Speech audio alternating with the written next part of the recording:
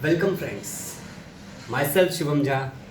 You are here on Easy Learning with Shubham Jha.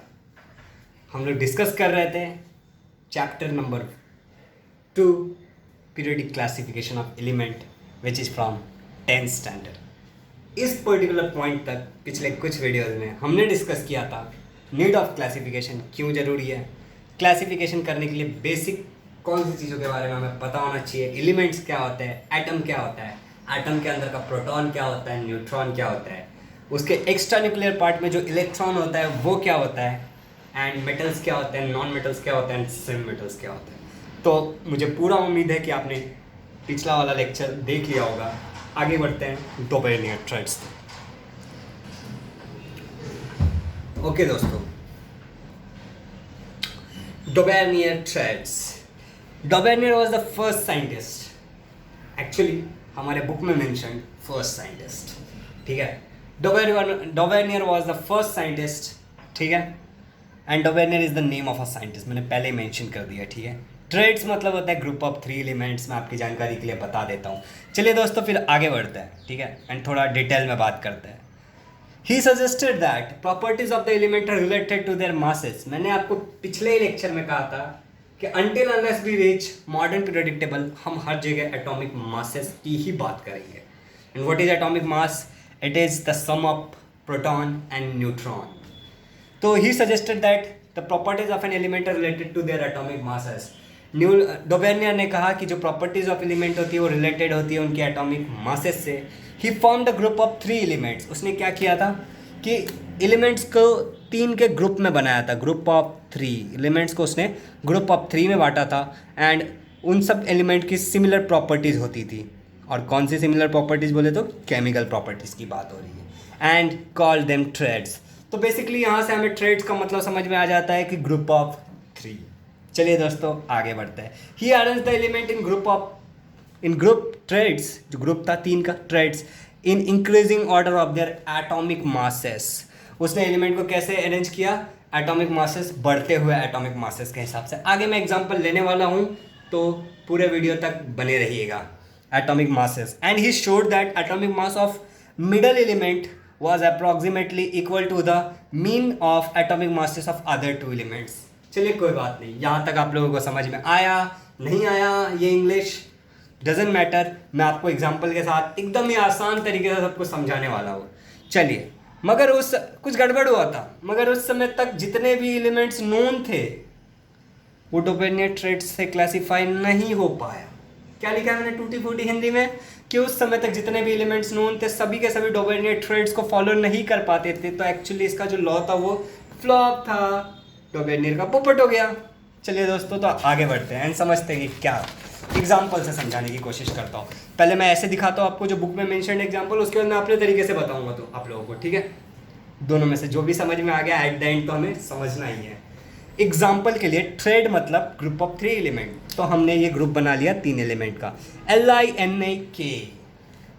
चलिए दोस्तों, अगर आपको ये सब नाम पढ़ने नहीं आता होगा तो no worry, modern periodic table पहुंचने तक मैं आपको सारे नाम याद दिला करा दूंगा। 118 एलिमेंट्स है ना, आपको 118 के 18 पता होंगे, कौन कहाँ है ये भी पता होंगे, ये मेरा वादा रहा।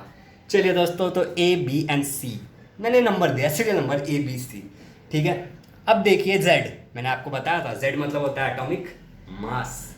गलत, Z मतलब होता है एटॉमिक नंबर। समझ में आया ना, Z मतलब होता है एटॉमिक नंबर, याद रखना, Z stand for atomic number कभी भी, हाँ ओके।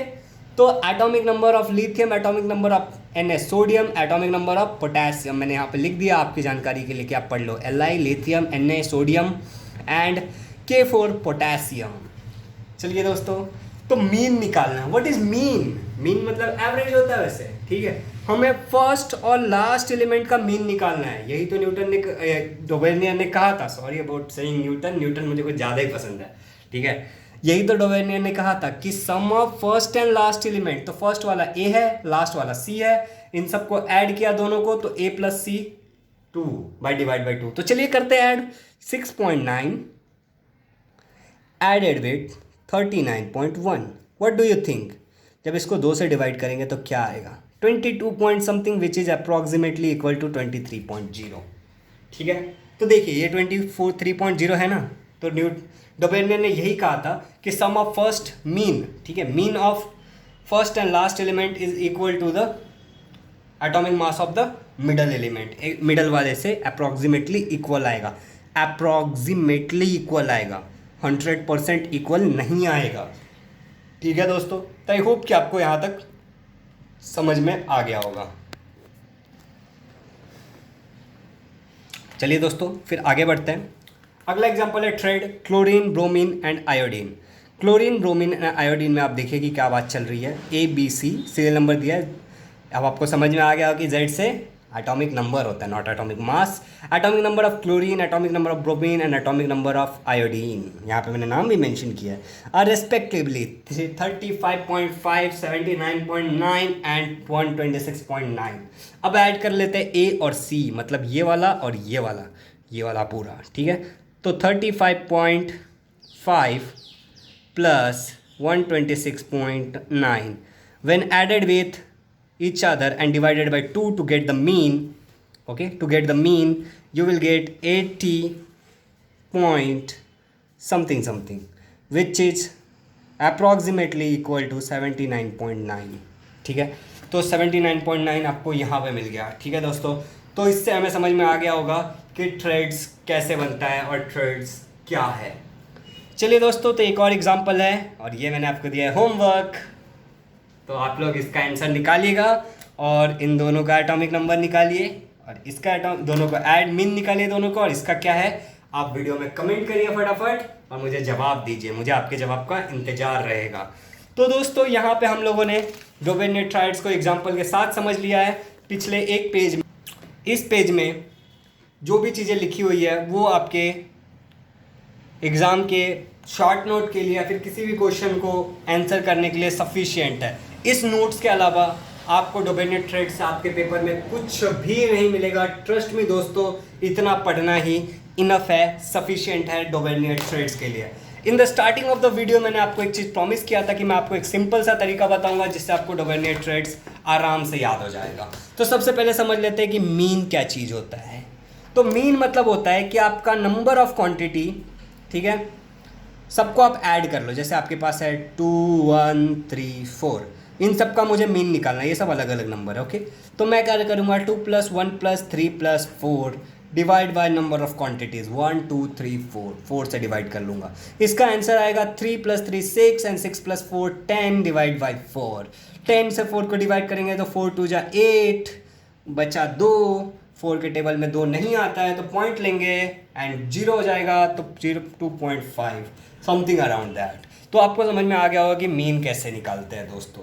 तो आप अब मीन निकालना सीख गए हो। तो क्या डोबेनियर लॉ क्या कहता है, डोबेनियर थ्रेड्स, कि अगर आपके पास 3 एलिमेंट है ABC, तो इसका और इसका आप मीन निकाल लीजिए। तो इसका और इसका मीन निकालेंगे। पहले तो आप उसको increasing order of there masses में अरेंज करिए। जैसे इसका मास 1 है तो अगला 2 होगा और 3 यहाँ पे आएगा। अगर सपोज कर लो कि इसका मास अगर 4 होता तो ये यहाँ पे नहीं आता, ये यहाँ पे आता, ठीक है दोस्तों। तो मान लेते हैं 1, 2, 3 इनको हम लोगों ने increasing order of their atomic mass से अरेंज कर लिया है, ठीक है। एटॉमिक मास को हम लोग A से रिप्रेजेंट करते हैं। अब हमारा जो नेक्स्ट काम है वो है कि आप फर्स्ट और लास्ट एलिमेंट का मीन निकालोगे। तो 2 है तो 2 से डिवाइड कर दो, ऊपर 2 क्वांटिटी है तो 2 से डिवाइड कर दो। इसका जो भी आंसर आएगा वो अप्रॉक्सीमेटली इक्वल आएगा B क्वांटिटी के हिसाब से। तो दोस्तों मुझे समझ में, आई होप कि आपको समझ में आ गया होगा। मैंने आपको बहुत ही अच्छी तरीके से समझाया है, आपको मैंने नोट्स भी लिख के दिए हैं, तो आप उन नोट्स को भी कॉपी कर लेना। एंड नेक्स्ट वीडियो में हम लोग अब मिलेंगे एंड न्यू लाइन्स ऑक्टावेव्स के बारे में डिस्कस करेंगे। टिल दैट आपने मुझे इतना समय दिया, थैंक यू। अगर आप इस चैनल पर नए हो तो इस चैनल को सब्सक्राइब करिए और अपने दोस्तों के साथ भी शेयर करिए और उनसे भी सब्सक्राइब करने के लिए कहिए।